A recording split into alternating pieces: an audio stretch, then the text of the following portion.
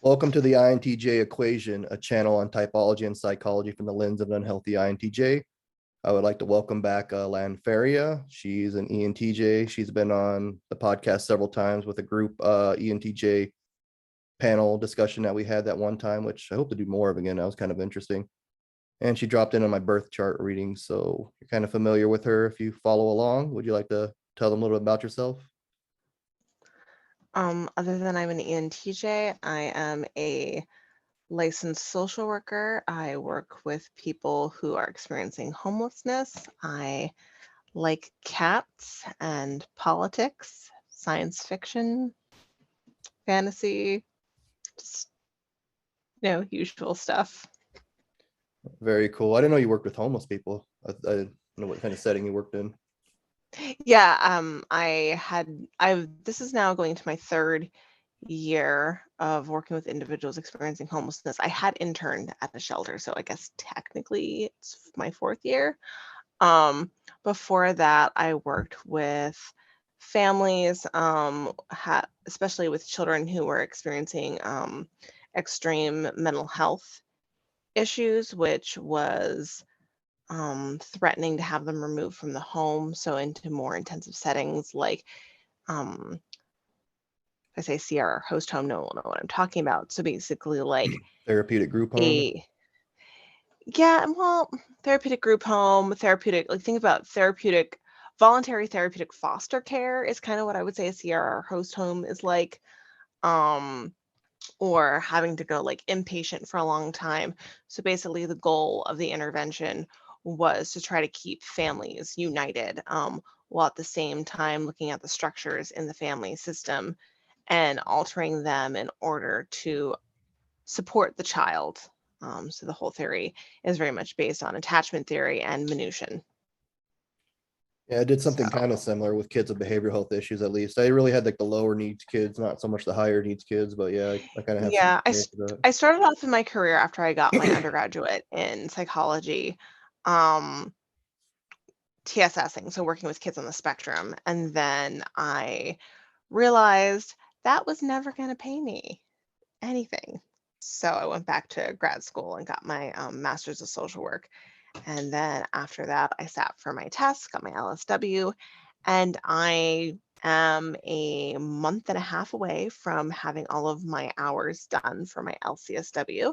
So hopefully in the summer, I will sit for my licensed clinical social work test and have that. And then unless I'm a crazy person, decide to go back and get my PhD, I am done. So I'm super excited about that. So it sounds quite a bit like a therapist, the same process for that, getting licensing and stuff with so many social supervision hours. I don't know if that's what it kind of. Well, there's, at least in the state I'm in, you have LCSWs and then you have LPCs, licensed professional counselors. And then of course you also have psychologists who all can do counseling. The social work degree is considered a terminal degree because of the LCSW.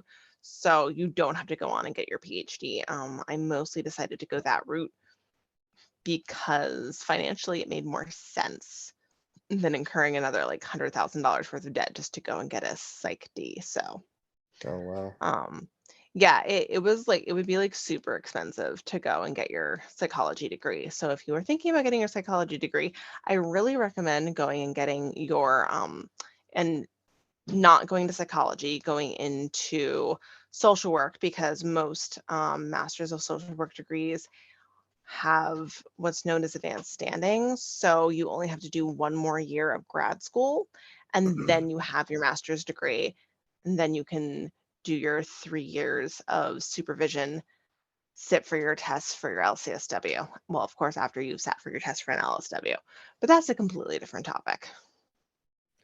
I'm very interested in this actually. So it's kind of like having a PhD in a way you're trying to say. In terms of being able to bill insurance, it's equivalent. I would not say that it is truly equivalent. Most of the time, people who have their PhD in psychology can do more of the intensive assessments than we can. And in some states, they can. I apologize, my cats are play fighting.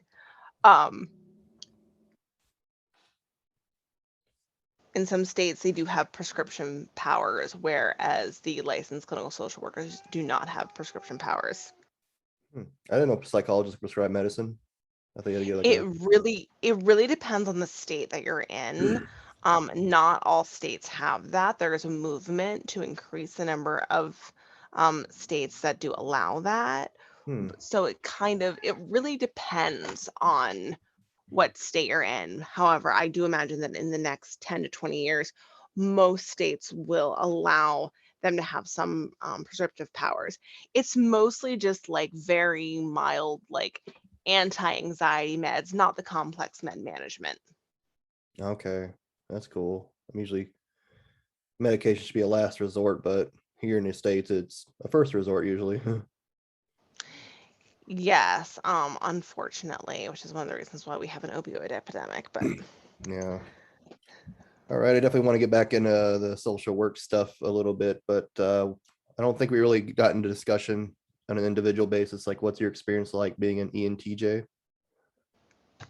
um well, I mean, for the most part, I just am like, I'm just living life, just being me. But I do find, you know, the T the TE is definitely the first thing that you reach for in any problem, and which can be a challenge for me as a social worker because, and especially when I was doing therapy, because someone would come to me with a problem and I'm like, okay, problem solving, do X, Y, and Z, and you're done. And then having to sit there and go through like all the emotional stuff with them to get them to the point where they accept the plan of attack is very difficult. I still remember my supervisor telling me that I had a lot of empathy for my clients and she could tell it in my writing for my case write-ups, but my clients would never, no one would know that I have empathy for them. So I need to work on that. So that was definitely eye-opening for me to hear that, which I really appreciated her. She was really a tough supervisor, and I really thrive under tough supervision. Okay. So professionally, I'm really, really good at large systems approaches, which is one of the reasons why I do well in the macro level social work. So on the level that I run a homeless shelter, like general advocacy, larger picture sort of things, and looking into the future of what I want to do. So right now I'm doing lots of data analysis and data collection in order to see what the needs are in the community and then advocate for those needs to be met. So that's something that I'm really good at, is the larger pieces. The thing that, of course, I showed that I struggled with was getting them to know that I really do empathize with them and understand them. So that I think has been a consistent struggle where it's like, well, I am empathetic to your plight. However, we're also trying to solve your problems. So, that's, back up, let's go. Chop chop. Um, Not everyone responds as well to that as ENTJs. Yeah, I think that's a huge, huge struggle that we kind of share, having TE or FE in our shadow way down there where it's almost non-existent. So What is an emotion? What are these weird things you're talking about? I don't know. You're like, someone's upset and you're like, they're there. So, definitely have worked on cultivating that. So a lot of people when they first meet me, if they know typology, will type me as an ENFJ. Um, so I have, like I said, I worked very hard to cultivate that more like extroverted feeling, if mhm. not like persona. And I'm not like lying or like putting on a facade. It's really trying to express the intellectual empathy that I can see. So I'm really strong about trying to put the person in the environment and understanding like what's going on with them and why they may be acting the way that they are so that I can understand what's going on, extend to them some grace um, and empathy, at the same time, though, still holding their feet to the fire, metaphorically, and saying, okay, but you're still responsible for your actions, for your responses.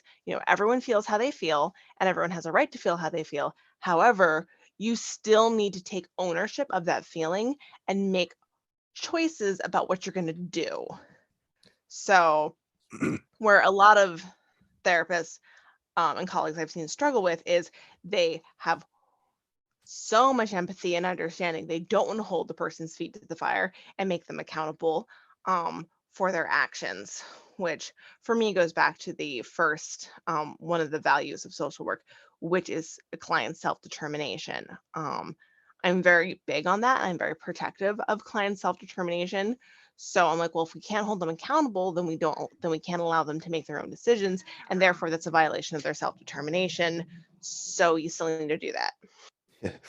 Yeah, I think that's one big thing about FE. The biggest downside to it is it could be really enabling. It kind of like, well, you're doing this, but it's okay, pretty much, and just try to make them feel better, but not holding them accountable when people need to be held accountable, because that's where change comes from.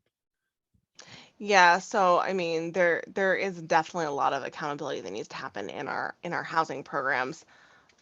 And it can be really difficult because, you see these people struggling and you want to help them. And it's always a push-pull between how much is helping versus enabling.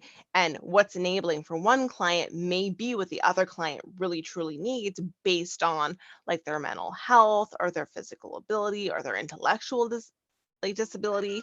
And then there's questions of like, okay, well, independently housing this person, are they capable of that? Or do we need to pursue things like assisted living or a mental health group home and those sorts of things? And then what do you do when you can see that this person cannot be on their own independently housed, but they don't want to choose the other options? So like kind of like, what do you do there? How Yeah. do you honor their right to self-determination while at the same time, and different organizations and agencies kind of fall on different spots.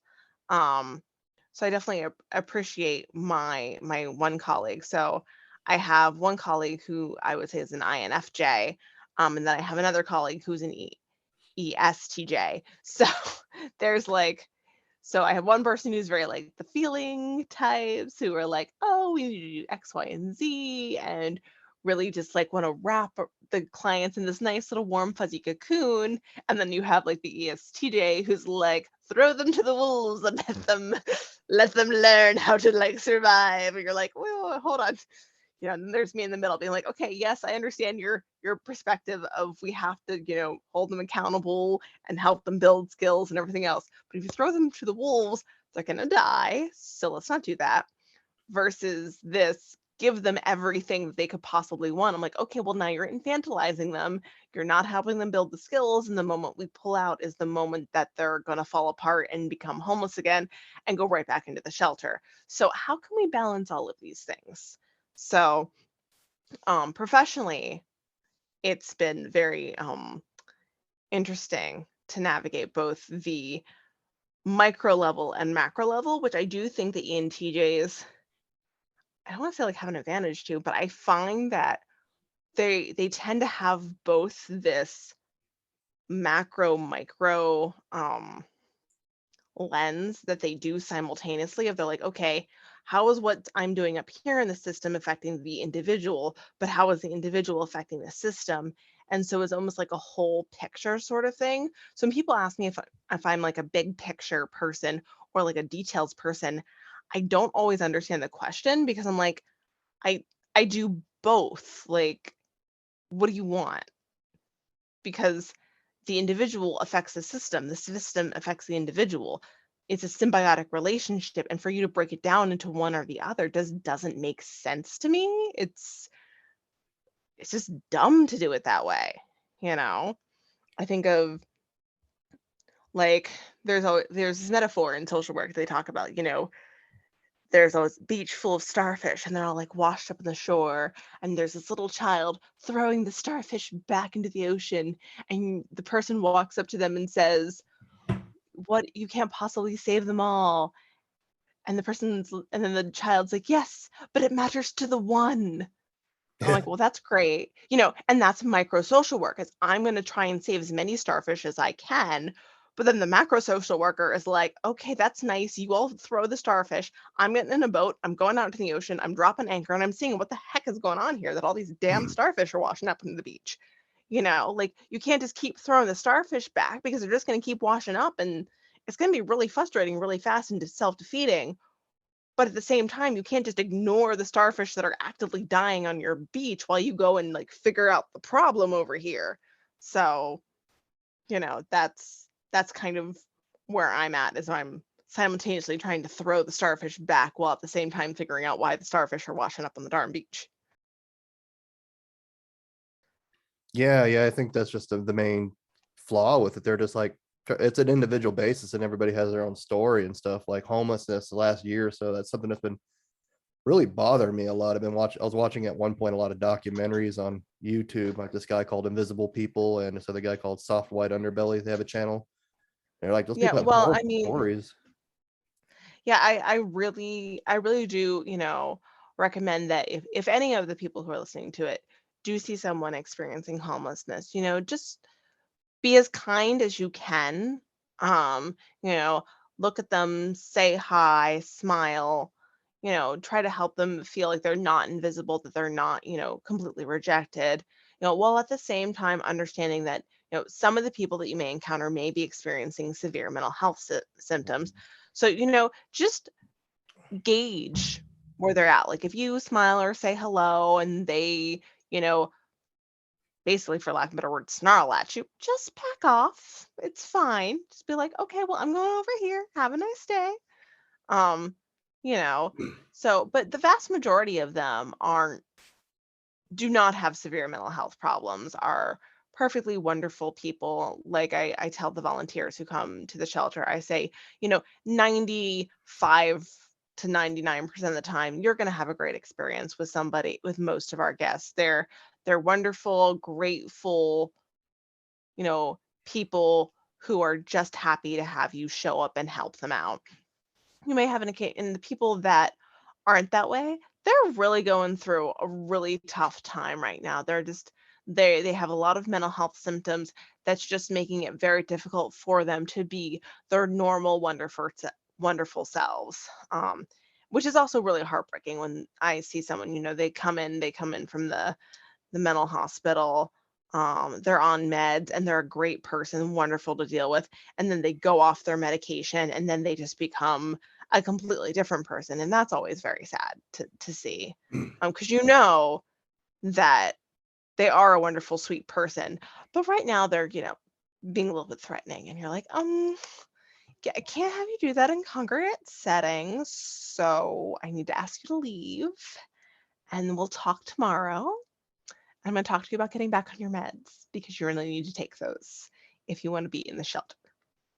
So, and there have been one or two times when I've had to call the crisis line and the police and basically say, this person that's experiencing mental health crisis, can you please take them to the ER for evaluation and hopefully inpatient? Mhm.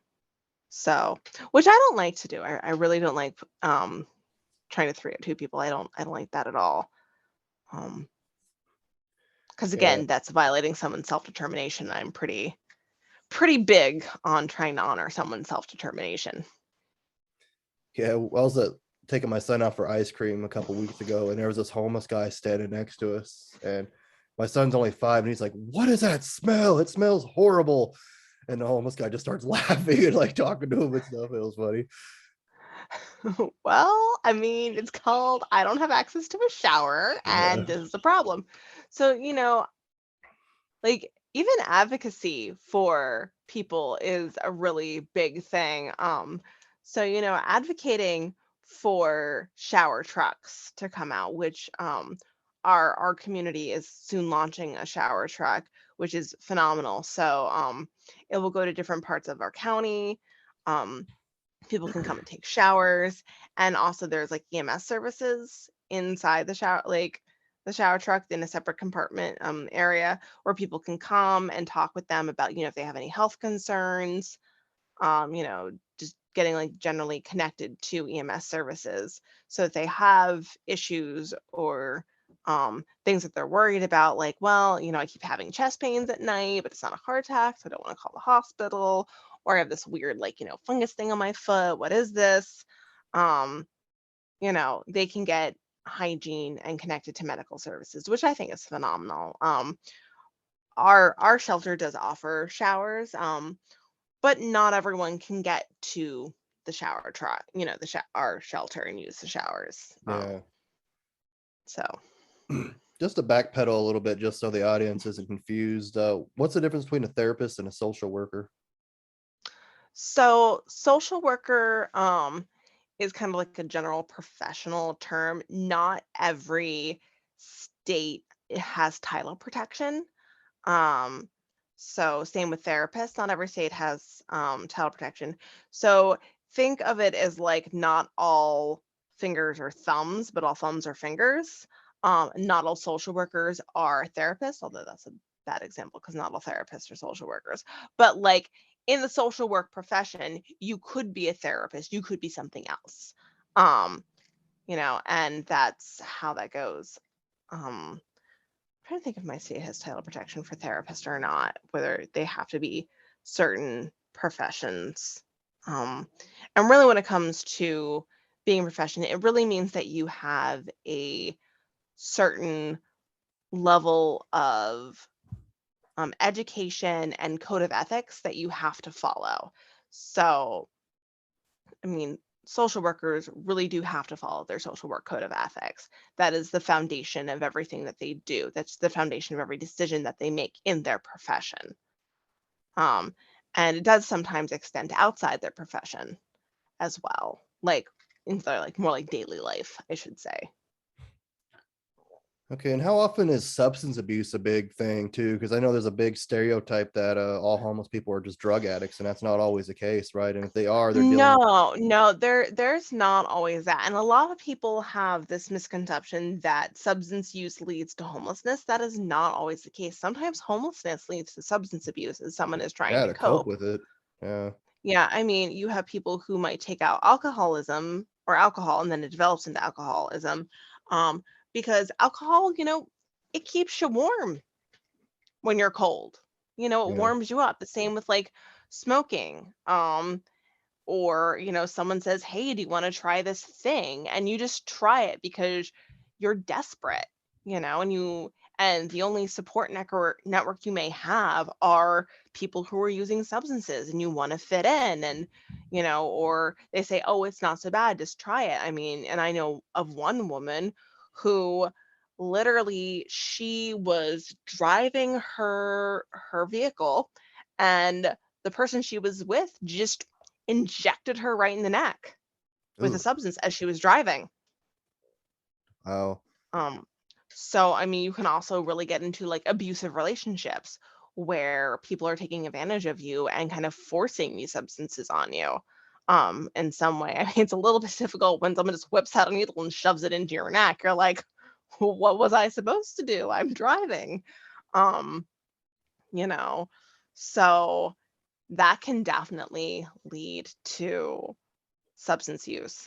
Um, but I mean, there are some people who in the shelter, you know, are people who have addiction issues. yeah. I knew somebody who knew somebody. This is a third-hand story. She was at a party or something, and she was already into meth, but I guess the guy was trying to get her into heroin, pretty much try to make her like a sex slave, basically, it sounded like. And she was legally blind, but she ended up stealing a car and driving and getting away from them, and ended up going to prison because she fled the scene of that, of what was going to happen, possibly trying to get her addicted to heroin. Yeah, I mean, unfortunately, even right now, I know in the UK, there's a large uptick in women who are getting injected while they're out at like various bars and clubs. Really? So, oh yeah, they're getting injected with it, and then they're waking up, in random people's bedrooms, places. So I'm like, well, check off bars, places I will no longer go. There we go. Not that I hang out a lot of bars or anything, but still, Yeah, it can really. It's not always because you were homeless that you, or because you were on substances that you became homeless. yeah, yeah. And in the United States, I think it's 1 in 5 people are 2 paychecks away from becoming homeless. Yeah, So yeah, I believe it's that. yeah, so it can really happen to anybody. I met someone last shelter season who had a job that paid almost as much as my current job. And because of the pandemic, he lost his employment.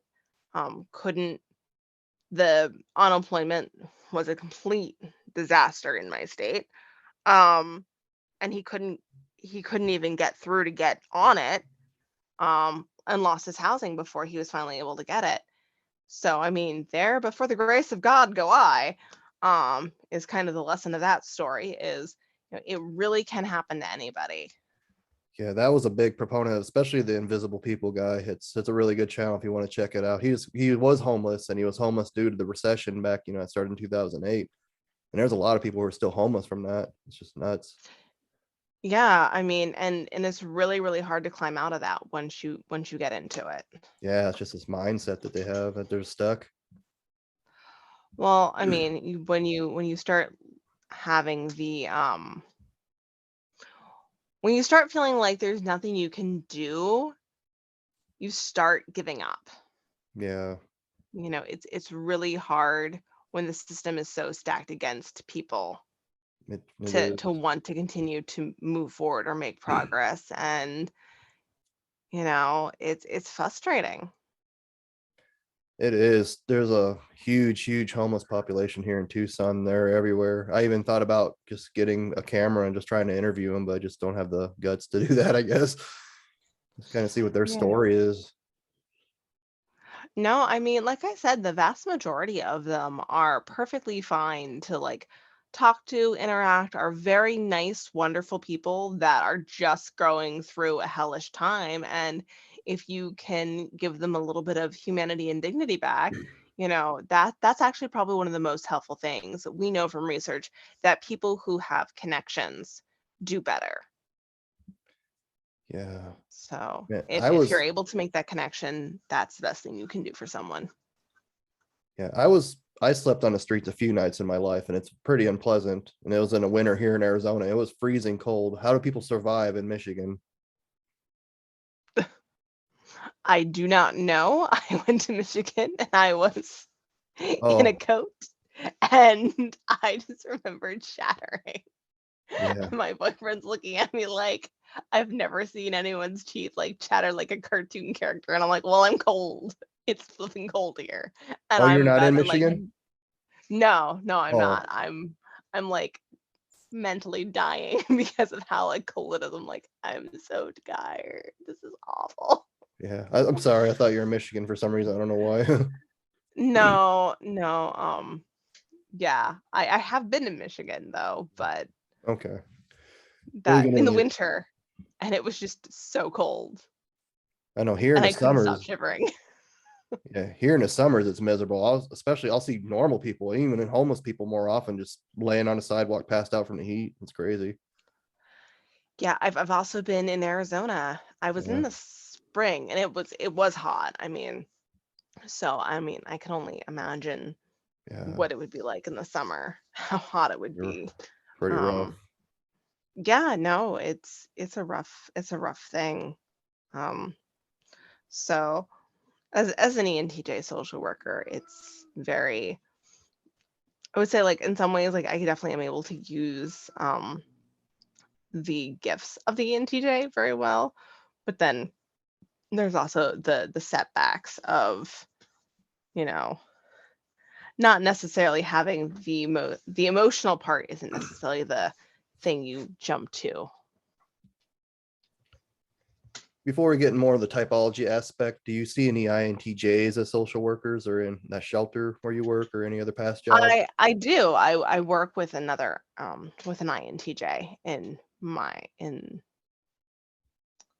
the shelter. So, And what's that experience like? um it's interesting because, like, in some ways, like, we can be very much on the same wavelength, but then on other things, like, I would say, like, their motivation, I want to say like they have FE, correct? No, we have Not FE Trickster. We pretty much lack it more or less. Yeah, so I'm trying to think of like where they are and where the feeling is in the No, we have FI chart. Child, so it's kind of like a childish thing for us. Yeah, sorry. So I'm dyslexic, so sometimes I mix things up. Yeah. Which is also a fun time. Are you literally So, dyslexic? oh yeah, no, I'm dyslexic and ADHD, and the winter shelter season is about to start. So I am a hot mess at the moment with my ADHD and dyslexia. Oh, Um, yeah, all things like that get exasperated under stress. So it's fun. Most people don't realize that when you have like any sort of like neurodivergence, when you're more stressed out, the symptoms increase. So mhm. if you have someone who is dyslexic and is normally perfectly, able to cope with it, and then you really stress them out, you'll see like more dyslexic mistakes, and it's not, because they were like lying about it, or it's like, well, you were fine 2 weeks ago, so why aren't you fine now? It's because literally stress will make the symptoms worse, and that goes for any sort of mental health neurodivergent thing. So Yeah, I can just relate to that. yeah, if you know someone with ADHD, bipolar, personality disorder, basically anything under the sun, if they're stressed out, you can expect to see an increase of symptoms. All right, I want to talk a little bit about the functions here. So we talked about this quite a bit, I think, in the panel, but we'll go over it again. So how has TE been kind of in your life as a leading function? I mean, that's the thing that gets crap done. I mean, it sees a problem and it is like a hot knife through butter. It just goes right to the solution, and it doesn't really care what needs to happen to get the problem fixed. Which for if you're in an emergency situation, that is fantastic. Most of my friends and family, if shit hits the fan, they call me. Hmm. They're like, something is going down. We're gonna go talk to her, because we know that she can handle herself in this situation and get whatever needs done. Emotions are not, she's not gonna like crumble into a messy heap because of emotion, and that is usually pretty true. Something happens. That's one of the reasons why they hired me for the shelter, is I could keep a cool head when things really hit the fan. The other thing is just like the brain does not shut up ever. So it's like constantly going through like, okay, we've added this to the system. How does this affect it? Where is the problems? How are we going to solve those problems? What needs to happen? So someone will say something, and almost immediately, it just starts activating and starts thinking through all of the solutions to finally come to something, which I really think it leans heavily on the NI to do that. So it looks like all these possibilities, how this would affect this and what's going on over here. And so it really just activates constantly. It's something that won't shut up.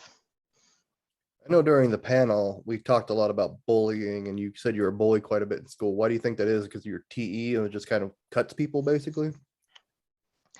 Yes, and I have the unfortunate um, thing where I don't always necessarily realize that what's obvious to me isn't obvious to other people. So for example, I did pretty significant, I would say pretty significant social gaffe, where I accidentally stumped the medical director of our facility Oh, yeah. when I was a therapist. So they were coming in, they were talking about gene testing for med management, and I asked, I'm like, okay, well, does this gene testing account, like most things are developed for adults, does this gene testing account for how the metabolism changes based on the age of a child? So basically what the gene testing did was it looked at how your genetics metabolize medication differently, and then it would print out a thing and basically make recommendations that says, these are the medications that this genetic makeup typically doesn't metabolize well. These are the ones that it does metabolize well. So you should probably try and prescribe these because they will most likely be more effective. Well, children have different things and different genes kind of turning off and on at various points of development. Mhm. So, which is what makes med management for children so difficult is it's so hard to know how a child's going to react to a medication, and something that they're fine with at 5 years old may not be something that they're fine with at 7 years old because of how their metabolism changes, because of the way they developed. So I was just very innocently asking, does this testing account for it? And he started, telling me about like how genetics work. And I was like, no, no, no, that's not what I'm asking. It's clearly not what I'm asking. I'm asking, how does this account for how the genes get turned off and on throughout someone's development? Because that's how genetics work. Like at different points, different things get activated. And then you have epigenetics, of course, which also comes in and feeds in. It's not just as straightforward as people think. Um, and his only comment was, "You're very smart, aren't you?" And I'm like, "Well, I'm not trying to like embarrass you in front of everybody. I honestly thought that you would have thought to ask this question. It's a very obvious question to me, you know." So I think that was one of the reasons that like it fueled some of people's insecurity, which is really what people basically as an adult. I've had like several people come up to me and apologize for bullying me and basically say things like we were intimidated and you were very smart and we didn't feel adequate in comparison. And I was like, I didn't even realize I was making you all feel stupid. I didn't realize. Had a lot of faith in everybody's intelligence and ability to look at something and just extrapolate from this data to this conclusion and ask these questions. Um, so that I think, which I really feel is like a very TE thing to do, is to look at something and then start extrapolating from all the data and then being like, okay, well, now it's this. So all of this could possibly mean these things. So let's ask about it and investigate it. Um, so that unfortunately fueled some negative interactions. Yeah, I got a similar thing a lot. It's kind of just something that's just completely obvious to me, but people think like, well, you calling me dumb because you thought of something I didn't, and it's just frustrating that people can't be that open-minded. Well, no, and I'm sure that there's lots of things that they thought that I didn't. I mean, so, but it probably didn't feel as, I would say, like novel to them because most other people thought about it. So All that's right, the let's. unfortunate thing. All right, you talked about NI a little bit, but let's get more into NI parent here. Yeah. Well, so I mean, it really does serve my TE a lot. So, because like I'm always talking about like looking at possibilities and looking at like where things are going, looking at bigger picture things. So that's really kind of where I feel like it serves a lot um Yeah, I think it's for kind of me. reverse for us. Like one of the best things I heard, like NITE relationship for an INTJ is, I forgot who the lady's name was, but our TE subservient to our NI. If we don't want to learn something, we can't learn it unless our NI pretty much gives us a go to do it. So it sounds like it's a little bit reverse for you. Yeah, I mean, it can present a challenge because like a lot of times NI isn't in the necessary present moment. It's very much like here are all these possibilities and here's the universe is your oyster. It's not even the world, it's literally like the universe. And so sometimes it can also cause like unintended stress Mhm. because it will start like thinking of like, okay, well, what if X, Y, and Z happen? Even though these are remote possibilities, you know, I have plans A through triple Z, because I have a contingency for literally every sort of thing that could possibly happen. You know, I joke that I had a policy for every single thing that could possibly happen in a shelter except for a pandemic, and I'm very salty about it. I was like, Yeah. I had a plan for everything except for this. I'm not happy. Yeah, that's another So, struggle that I've had too. People just kind of like, why are you so pessimistic thinking about all this negative stuff? Like, wouldn't you rather be prepared for it than just get rug pulled out from underneath us and not have any idea what to do? exactly. I always have like, okay, if this happens, I do this. If this happens, I do this. But there's also like really starts driving almost like a control thing. And sometimes you just gotta learn to let go and go with the flow, which is something that ENTJs are not good with. They do not like, they like being, how do I say this? They like being flexible, but only like within their plan. So they're like, I have. So they might say like, well, I'm very flexible. You know, we could do this or we could do this, but it's because they've like their NI has already planned for all of these other contingencies, so they're okay so long as the deviations from the plan work within these contingencies. As soon as it doesn't, they get very upset and they get, very salty very quickly. Feel like this was not, I planned all of these things, but this was not what we planned, and I'm not happy about it.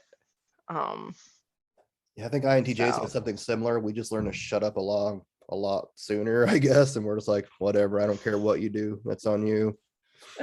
yeah, I have a new boss, and one of the things she just said was like, "You're really not afraid to let your opinions known about things," and I'm like, "Nope, no, I'm not. I will completely share what I'm thinking about everything."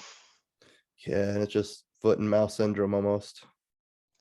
Not No. not always. Like, so I do try and judge like who I'm saying things to. Hmm. Um, you know, but then there's also sometimes where I'm just like, yeah, this is gonna come across kind of bitchy, but I kind of need to be at the moment. So it's like strategic foot and mouth syndrome, which like doesn't necessarily always make sense, but sometimes you have to just go for the throat, as it were, because that's part of advocating for yourself, especially in this profession, because if you're too nice about things, people will roll right over you.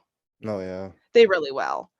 You'll have hospitals that think that they can just drive people from their hospitals and dump them in front of your shelter and drive away. And you're like, More paperwork than that. this person needs care. I have volunteers, none of which are CNAs. If this person needs a CNA because they can't meet their activities of daily living, they do not belong here. They belong in assisted living. Why Mhm. are they here? So, I mean, sometimes you gotta be a little bit of a bitch in order to get the necessary things done for your clients. For sure, So, yeah. yeah, but I mean, like something I do struggle with is in my profession is right now not going so far out with the ideas and the needs that I see. So trying to make sure that, we're having a good, firm foundation that NI really wants to be like, oh, there's this transportation need and we need to go do this. And oh, there's this other thing. And what if we had a peer support group? And what if we did this? And what if we did that? I'm like, the T is like, shut up. No, we're not doing that right now. We are focusing on the things that we need to focus on, and you will be quiet. Yeah, it's kind of reverse for us. It's kind of funny. Want to move on Yeah. to SE Child. So how does that show up for you? It's SE Child's a little interesting for me, I think. Um, so the secret of ENTJs, I'm revealing it, everybody, is that they really would just rather like live in a van down by the river. Yeah. They just the secret of ENTJs is they don't actually want to be the CEOs or the leader or the executive director.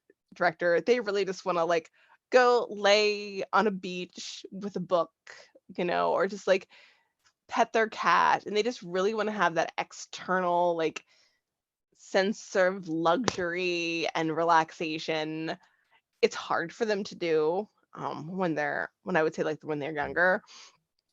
But when I've talked with ones who are like a little bit older, really they're like, I really just want to relax and enjoy myself and not deal with all this stress and this crap. Um, so one of the things that TE does is it's like goal, goal, goal, goal, goal. And so like they sit on this pile of goals and then they like look around, they're like, I don't even know why I have all of these achievements. I have all of these things, but none of them are actually making me happy. Yeah. And then they like go into the woods and they like spend a weekend in the woods like contemplating and reading like Thoreau and they're like, "Oh, this is so much nicer. I think that I should do this more." And so, which is why I say the secret. And in the United States, I think it's 1 in 5 people are 2 paychecks away from becoming homeless. Yeah. So, Yeah. I believe it's that. yeah, so it can really happen to anybody. I met someone last shelter season who had a job that paid almost as much as my current job. And because of the pandemic, he lost his employment. Couldn't The unemployment was a complete disaster in my state. Um, and he couldn't even get through to get on it. And lost his housing before he was finally able to get it. So, I mean, there, but for the grace of God go I, is kind of the lesson of that story is, it really can happen to anybody. Okay, I'm just gonna pet my cats, drink my tea, watch some Netflix, and chill. It's great. I know SE is more kind of like giving people experiences. It's kind of known as like even like partying and stuff in a lot of instances, like throwing I don't parties really, for people. I don't know that I really see. Well, maybe some ENTJs, but the ones that I talk to like really don't actually get misanthropic. They're like, no, leave me the fuck alone. Like, I don't want to deal with people. Go away. Um, So I think the way that they like in TJs express SE isn't necessarily like the same way that other people do. Because most of the time I see it is like it's still very like extroverted, like outside of themselves, but it's not necessarily the same as like, let's throw a party and let's be with all these people. Like most of them are just like, fuck off, leave me alone. I want to like just relax and enjoy myself, like the outside physical world seems to be more. So I think like it may present as an SI, but it's really not because it's still very much like external to them. Hmm. I know we were chatting on Discord a couple weeks ago, something about FI. I know like I think you're like we're talking about like you pinning emotions, but kind of ignoring them and suppressing them and not wanting to deal with them. Can you talk a Well, little I bit about mean, that? so it's not even like they necessarily don't want to deal with them. It's just that at that point in time, it's not a good moment to deal with them. So it tends to get like very like suppressed very easily. So it's like they either tend to deal with their emotions right then and there, or they get suppressed because it's some time to deal with them. And then they're like locked in a closet. And you're like, I know I had an emotion. I was supposed to deal with it, but I may have misplaced it. I don't know where it is. Even today, I was asked my boyfriend, "How are you feeling?" And I'm like, "That is a really good question. I need to contemplate this for a while because I don't know." Hmm. So, like on the surface, ENTJs are very, I would say, like emotive. Like if they're mad, they're mad. If they're sad, they're sad. Like you can tell. Yeah. um their surface level, but when it comes to like deeper emotions, they're clueless. So if you ask like, a younger ENTJ if they are emotionally aware, they'll be like, I'm totally emotionally aware. I don't know what you're talking about. Like, I'm very emotionally aware. Like if I'm happy, I'm happy. If I'm mad, I'm mad. Like you'll know if I'm mad at you. Like they're not afraid to confront someone that they're mad at. But when it comes to like actual like really bigger, deeper emotions, they're fairly, in my experience, fairly clueless about what's really going on with them until they've done some emotional work. And Um, has being in social work helped you kind of develop that at all? I would say so. It definitely makes it a little bit more aware of what's going on. I would say working with other ENTJs has made me probably that's really helped me develop my awareness of going, so when we lock our emotions in a closet and don't let them out and ignore them, they tend to come out in other ways, very Mhm. destructive ways. Um, so maybe we shouldn't do that. Let's actually talk about them. And it can be really hard because with FI, you're like, okay, my emotions are very introverted, and the introvert doesn't want to talk to anybody, not even to me, even though it is kind of a part of me, but it's still not talking or communicating. Um, so which I think can make it really hard for ENTJs to like actually process their deeper emotions, because even if they know that they were there at some point, trying to bring them out can be very difficult. Yeah, yeah. I used to have I don't know if I told you about her, an ENTJ coworker. She got in a car accident and is no longer with us, but she was like really liked me, but I guess how it was before I got into typology, and I could just kind of sense like this wasn't going to work because she just likes to control me and control everybody, and INTJs just don't like to be controlled. Yeah, no, ENTJs can become very controlling as a way of like managing their deeper emotions. So like Hmm. I said, like when we don't deal with our emotions, they come out in negative and destructive ways. And so part of the way that they may be managing their emotions is by trying to manage other people around them, because if you can't manage your emotions, other people are really going to come in and affect your emotions. So then your way of controlling your emotions becomes trying to control other people, because they can't do X, Y, and Z because then I'm going to feel a certain way. And that's really given up a lot of your power. They don't necessarily see it when they're younger. But I'm like, man, that must really suck to have to control everybody else in order to control your own feelings, Have you you ever know? in your years like you had a crush on somebody and you would just treat them really bad and try to micromanage them just to kind of see if they can put up with the worst side of you? I hear that's pretty common with the NTJs. Um, I mean, I don't know that I would control them. I definitely shit tested people. Like definitely did that. I mean, but it was definitely more like just being a, was it like a ball busting bitch, but like kind of that. I mean, just very like push their buttons, tease them, not necessarily trying to do it in a malicious way, but at the same time, like, can you take it if I dish it out? Hmm. Um, because it's kind of like, so ENTJs do like when they actually do really feel like their emotions, they're very, very intense emotions. And that's, I think, one of the reasons why they tend to suppress them is because it's this big thing. And they're like, I don't know what to do with this thing. And the TE is like shrugging its shoulders, going, I don't know. I don't know what this thing is. I think this is an emotion. Looking at it, going, oh, I don't know what to do. And I's going, I got nothing. I'm gonna go think about unicorns. And the SE is like shrugging too. So you have this really big emotion, you don't know what to do with it. And since it's not something that you normally work with, you don't necessarily have a lot of internal skills. Yeah. So you tend to deal with it in a very childish, unhealthy way. Yeah, I've seen that real common. I haven't met too many NTJs, but the ones I did in person were pretty unhealthy. We're getting pretty low on time, so I want to talk about the shadow functions here. Oh, Okay, how does your TI and your opposing personality work? I don't know if you're familiar with it or.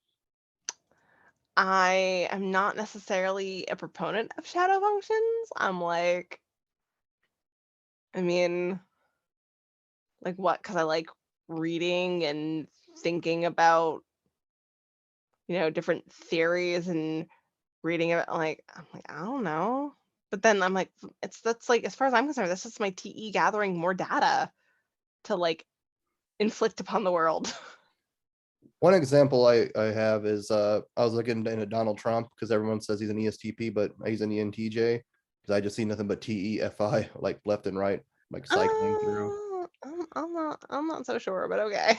We'll go with that. But anyways, like I could see like he's sitting there arguing with one of the video I'm about to release, Chuck Schumer, Nancy Pelosi, and he's like, well, I got this data here and it's showing like, the border this and border that. And like, but there's no way I can get this passed because I need 10 demographic votes. And they're sitting there trying to explain how they can get, the policy started and get things through. But he just has this idea, his own idea in his mind that's kind of holding him back. It like opposes your TE hero. And he just has like this one thought that's opposing his TE hero. And it's like, because he can't get it done because he can't get the votes. But they're trying to explain to him that he can.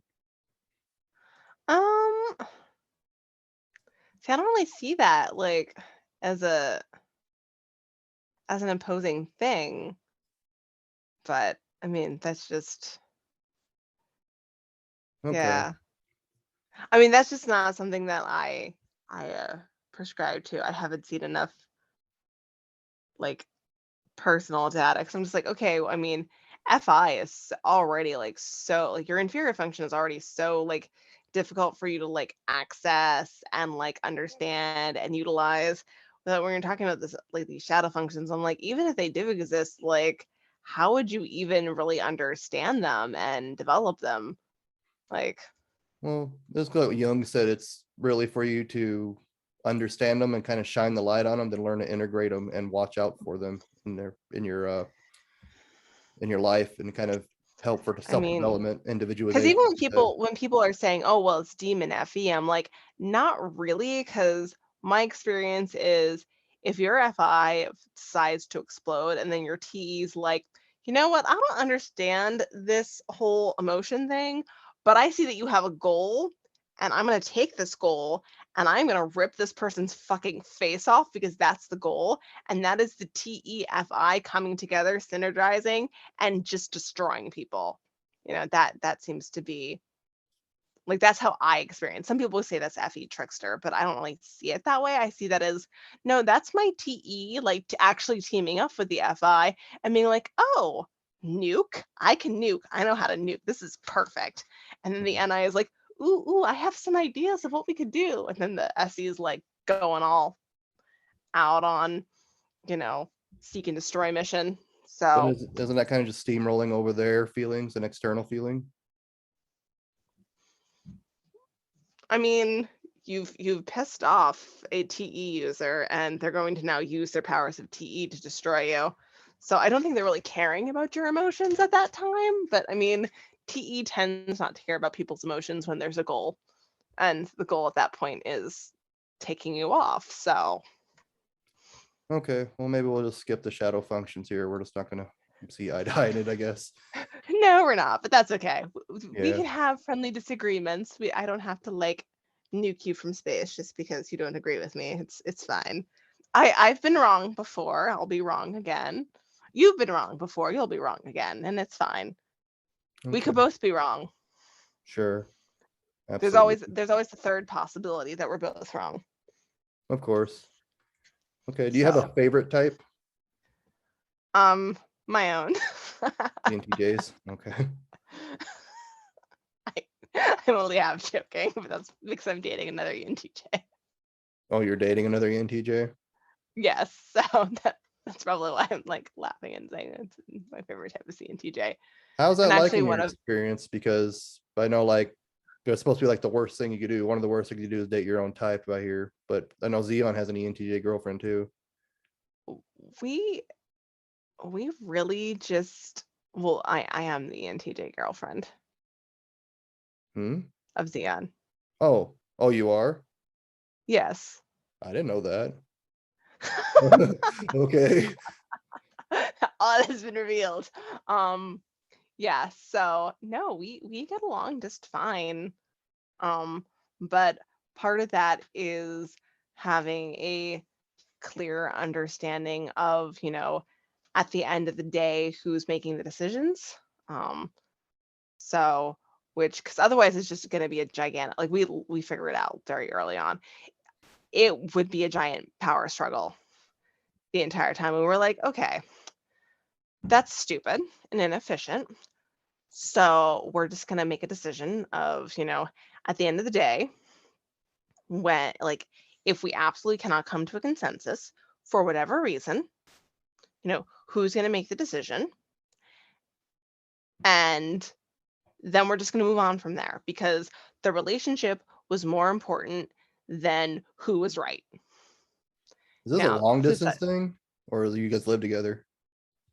right now it's long distance. Oh, okay. But that'll probably Sorry, I'm getting too resolve. personal. I just kind of surprised me. I didn't know you. I think you guys just were friends or whatever.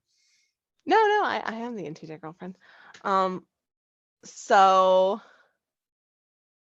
Okay. we definitely, like, when it comes down to like making decisions and things, we talk and talk and talk and talk. And 99% of the time we reach a consensus, between the two of us. But if we should ever not, we already know the outcome. And so what we found is that removed the innate power struggle that two ENTJs usually engage in, because then it wasn't, because you always have like the argument, but then you also have the sub argument, which is who's going to be the one to make this decision ultimately. And when you remove that, you've now removed a whole bunch of manipulation and subterfuge and things like that. And you can have really more honest and open communication about what's really going on, because you're not worried on a subconscious level about the other thing that's going on, which is that power struggle. We've already dealt with the power struggle. We already know it's a gone conclusion. So we don't care about it anymore. So now we can actually deal with the real meat and potatoes of the issue. Okay. So I think that's how we get around a lot of the issues that two ENTJs would have. Very cool. So what's your least favorite type? If you're not afraid to share, which I'm sure you're not. Oh goodness. Do I have a least favorite type? Yeah, some people don't. I mean, off the top of my head, I don't have a least favorite type. I mean, Okay. The questions always get yeah. arranged. Yeah, I try not to get too hung up on like people's type. I find it's helpful to know what someone's type is, so I know like how, like what they like, kind of like how to interface with them a little bit more. Hmm. Um, versus like, okay, if I'm talking like with an ENTP, like I can be very like direct and confrontational and everything else. But I'm dealing with like more of an F type. All right, you might need a little bit more of me presenting a little bit more like my therapist-y self. Hmm. Be like, try to like cultivate that warm fuzziness that, while intellectually is there, doesn't get expressed very well. So Okay. All right. Do you have any some of these questions got mixed around. I don't know why these questions don't stay the way they're supposed to. Another question I want to ask, I ask usually this. Ugh, that was horrible. Do you have any experience with INTJs? I know you said you had some coworkers, but any other type of relationships, family, friends in the past? I mean, I've had some online INTJ friends. Okay. So yeah, they're kind of like tricky to pin down, in that like they'll kind of like disappear off into their own little world for like weeks on end, and you're like, to like tap on the glass, and be like, "Hello, are you Yeah. still alive? Are you okay? Do I need to call someone?" And they're like, "No, I'm fine. I was just working on this project." And you're like, "Okay, but like you scared me because you like kind of fell off the face of the earth. So I would like to know that you're still breathing. You're, you know, Definitely been guilty of that numerous times. yeah. Don't do that to people. They start to worry. Yeah. Call your mother." Like, it's the classic response. Yeah. Like you haven't, the person's like disappeared for weeks, and you're like, "Does your mother know you're still alive? Are you okay?" All right. This is one question I got mixed around a little bit. What would you like other types to know about you as an ENTJ or just in general as a person? Well, I really think that it's important to know that ENTJs really do care about other people. They're just not necessarily always the best at showing it, because their thing is like, okay, you have this goal, you have this project that you want to get done. let me help you go do that. And they don't necessarily care about like the process of how to get that done, because they're like, well, when you're standing on the mountain of victory, that's when you have the feelings, not during the battle. Like, what are you talking about? Hmm. And so a lot of people get alienated from them or get upset with them because they're so goal focused, but they're really not doing it just for themselves. They really are trying to do it like for the group, which I think can get lost a lot of the times, because I know when I was doing group projects in like school and stuff, it's like, well, you all wanted an A, right? You all wanted to do well on this. I got the project done. It's done. See, and we Hmm. all did well. And this is now is the time to celebrate and get things done. They're like, but you took over the project and then we like didn't get our lovely experience during the process. And I'm like, well, who cares about the process? Get the end result, you know? So I think it's important to know. And again, like they really do have a lot of empathy. They're just not going to ever tell you about how much empathy they do have for you. And they do get hurt. But they also, again, won't tell you about it. So, like, amazingly enough, ENTJs are actually human beings and not horrible monsters. Yeah, Shocker. I think that's a similar thing that we get to. Last Yeah. question I have for you is there anything you'd like to know about INTJs? So I reveal the big secret about ENTJs. What is the big secret about INTJs that none of you wish to admit but should? Probably the same thing. I think we care about people in a very big picture way, not so much as an individual way, kind of like you were talking about, like, throwing the starfish back into the sea and you're only taking care of one, you can't get them all. I think we're more concerned about, in a healthy state of mind, finding ways to help get as many as possible rather than just one, like we might not be really warm and emotional and kind on an individual basis, but I think most INTJs in a way kind of want some kind of societal change, some big system to implement to fix a broken system in some way of some sort. So it's a Well, very I'm sure, grandiose way of carrying. yeah, I'm sure the attitude behind it is, well, I don't need to care about this individual, because if I got the big picture fixed, then what's going on for this individual will be fixed as well. So why would I bother working with this individual when if I fix the whole system, the individual is going to be fixed too?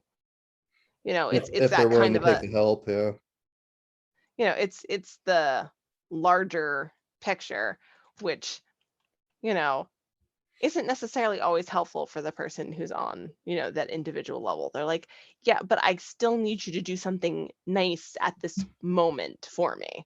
Yeah, So, it's a little overwhelming for us at times. yeah.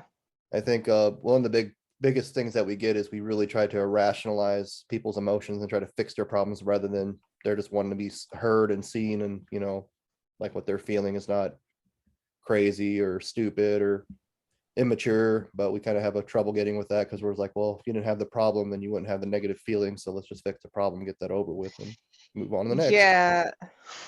That is the problem. If you've never seen the YouTube, It's Not the Nail, like you really should watch it.